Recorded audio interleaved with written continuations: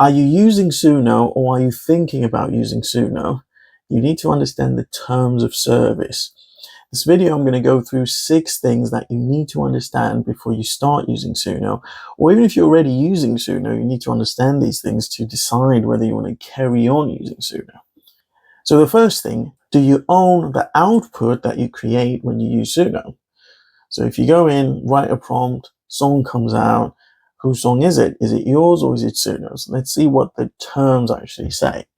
So subject to your compliance with these terms of service, if you're a user who has subscribed to the Pro or Premier paid tier of the service, Suno hereby assigns you all of its right, title, and interest in and to any output owned by Suno and generated from submissions made by you through the service during the term of your paid tier subscription.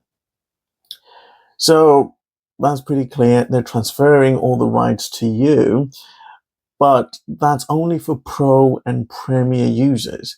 So if you're using the free version of Suno, then you don't own anything. If you're using the free version, you can't use any of the output commercially. So you own the rights, but only if you're using the Pro or Premier version. Now, there's another part to this which says, however, due to the nature of machine learning, Suno makes no representation or warranty to you that any copyright will vest in any output. And what this means essentially is you have the copyright to whatever the output is in as far as copyright law protects you. So the copyright law around AI produced stuff is constantly changing. It's evolving. You know, there are court cases going on as we speak. So Suno can't obviously guarantee that the copyright law is going to protect whatever output comes from it. But it's saying in as far as that protection exists, you will have the copyright. So it's probably the best you can hope for at this stage. So moving on to the second item worth noting, what are you actually giving up? This is really relevant if you upload things into Suno. So you can use Suno in many different ways, but one way of using it is by uploading things you've already created and then prompting Suno to maybe add on to it. So for example, you could have a demo of a song that you've created, an original song, upload that into Suno, and then write prompts to maybe create some instrumentation or a backing track around that demo, or maybe reimagine that demo in a different genre or something, or whatever. But the point is you've uploaded something which is yours. You've uploaded something original that Suno hasn't created. But what does that mean? Do you retain full ownership of the things that you've uploaded? Let's see what the terms say. And this next paragraph is quite long, actually, so you need to bear with me as I read this. By using the service or otherwise transmitting submissions to us, you grant to Suno and our affiliates, successors, assigns, and designees a worldwide, non-exclusive, fully paid up, sub-licensable, directly and indirectly through multiple tiers, assignable, royalty-free, perpetual, irrevocable right and license to use, reproduce, store, modify, distribute, create derivative works based on, perform, display, communicate, transmit, and otherwise make available any and all content in whole or in part, and any rights you may have in your voice model, in each case, in any media now known or hereafter developed in connection with the provision, use, monetization, promotion, marketing, and improvement of our products and services, including the service and the artificial intelligence and machine learning models related to the service. So that's a very massive paragraph, and it's essentially saying you're giving up the rights to whatever you've uploaded, in summary.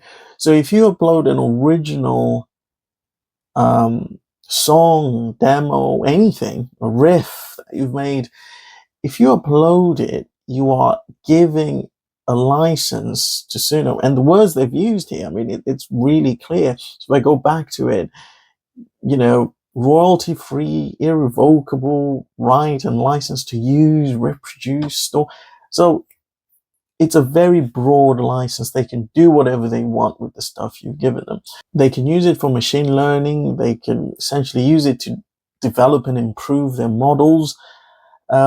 So you're giving up quite a lot. So it may be that you're uncomfortable with giving up rights to some of the original works you've created, in which case, just make sure when you use Suno, you don't upload original material into it. But if you're comfortable with that, then obviously you can.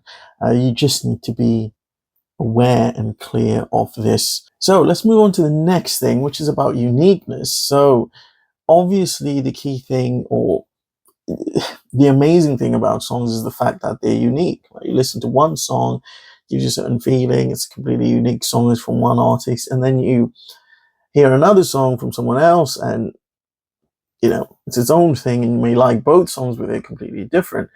The question with Suno is, how different are the generations that you create? So if I go into Suno and I generate a song, am I guaranteed that the output that I receive is going to be different? It's going to be an original song. Yes, it's taken from, it's learned from other songs, but will I hear the same thing somewhere else? Can you guarantee to me that this song is going to be original? If I write the lyrics, for example, say I write the lyrics and they're original, and let's say I even think about the riff or something or whatever, I add some stuff to it. When I create the song, when I generate it in Suno, how original can it be? Let's see what the terms say. Due to the nature of machine learning, output may not be unique across users, and the service may generate the same or similar output for a third party. Other users may provide similar submissions and receive the same output. Output that is requested by and generated for other users is not your content. So that's very clear. Two people could end up with the same output if they have similar submissions in terms of similar prompts. So if we go into Suno and both ask for roughly similar things, I would like a 1980s disco song or whatever your prompt is, that may produce the same if someone else has asked for something very similar, which means you can't guarantee the uniqueness of your song, which probably is a problem for a lot of people, because uniqueness is the whole point. And the key point as well, or one of the key points, is the generated song that sounds similar to yours is not your content, so you can't dispute it, even if you created it first. So if I went in today and I created a song and it came out using Suno, and maybe used that, maybe that song did well or something, I licensed it to some, and then someone else created a similar song in Suno, I can't claim that they've copied my content, because they've just gone to Suno, and Suno has clearly stated that you can produce the same or similar. So not just similar, but it could actually be exactly the same. You could produce the same songs. And if you do produce the same songs, the second song, or the song that you haven't produced, is not your song. So you can't claim someone copied you or anything like that, right? So it's a really important feature, this. I don't know if in the future some applications or Suno itself would be able to guarantee that uniqueness, but you sort of feel for this to ever work long term, that may be something they need to look into. I mean, that's just a personal opinion, but for now, if you're using Suno, you need to understand your output may not be unique. Two people could produce the same song. Suno says it themselves. So the fourth thing is around voice. So there's a feature in Suno whereby you upload your voice and then you can use your voice to make different generations.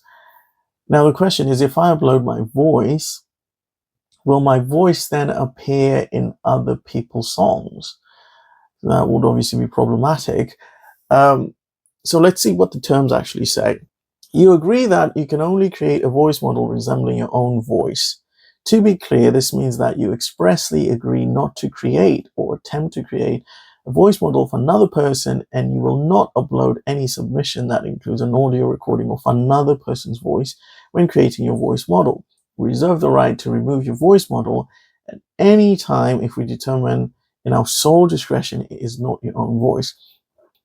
So this is really positive, I think, for Suno, because what it means is, at least on paper, they're making sure, or they're clearly stating that you should only use your own voice, meaning your voice is only tied to you. So if I upload my voice, I create my voice model, that is verified, validated to be my voice, and therefore can only be used in my generations, which means I shouldn't, in theory, hear my voice in anyone else's output at all.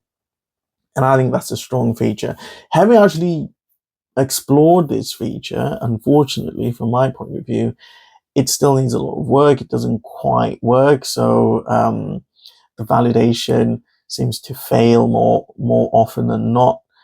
And the voice doesn't quite sound accurate. So they probably need to tweak it quite a bit. But I think once this is a fully fledged feature, once it's working 100%, I think it will be a super powerful feature, because you can upload a voice model that's accurate, that's exactly like your voice, and then use that in generations. And that singing voice becomes unique to you because it's your actual voice. And I think that would be quite powerful. But that's a separate thing. But from the terms, it's very clear that the purpose of the voice is that it's tied to one person and you're not using someone else's voice. And so I would say that's a real positive. So the next thing is around remixing. You can make your Suno songs public and you can allow people to remix them. But the question is, who owns the remix? Do you retain ownership of the song, or what happens? Let's see what the terms say.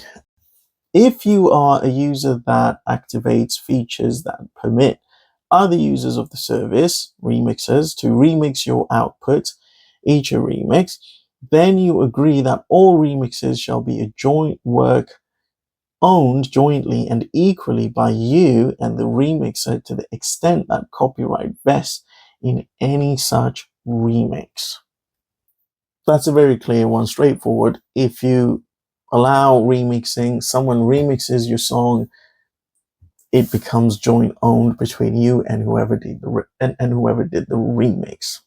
So only allow people to remix your songs if you're happy to then joint share that song or that output, that remix, essentially. It also goes on to say, furthermore, if you are a joint owner of a remix generated by these service features, and regardless of whether you're a free service tier user or a subscriber to a paid service tier, you additionally covenant and agree that the remix may only be used for lawful, internal, personal, and non-commercial purposes, provided that you give attribution credit to Suno in each case. So not only does the remix become a joint owned thing, you also can't actually use it for commercial purposes. And then the final thing is around the fact that Suno can remove your account. So this is something you would expect from pretty much any platform that you use. If you violate terms and conditions, they will remove your account. But with Suno, it's quite useful to be aware of this because they can remove your account at their discretion. You may actually disagree with why they removed your account, but the thing to do here is to make sure that you always back up your your songs. Any outputs you create that you like, make sure you're backing them up, because if you don't, they can remove your account and you'll remain with nothing. It'll be irretrievable. So the terms actually specifically say you agree that Suno, in its sole discretion, may suspend or terminate your account or any part thereof or use of the service, and remove and discard any content, including your content or voice model, within the service for any reason in Suno's sole discretion, including for lack of use, or if Suno believes that you have violated or acted inconsistently with the letter or spirit of these terms of service. Okay, so you definitely want to make sure you're keeping backup and copies of this stuff, because if your account goes, you're going to lose it all. So anyway, those are the 6 items I thought I'd pick out from the terms of service. Hopefully that's useful and helps you with your decision of either using Suno in the first place or continuing to use Suno. Let me know what you think. I mean, let me know if you think any of these things are reasonable or unreasonable. If you found the video useful in any way, shape, or form, please do leave a comment or like or subscribe to the channel. And hopefully see you at the next one. Thank you.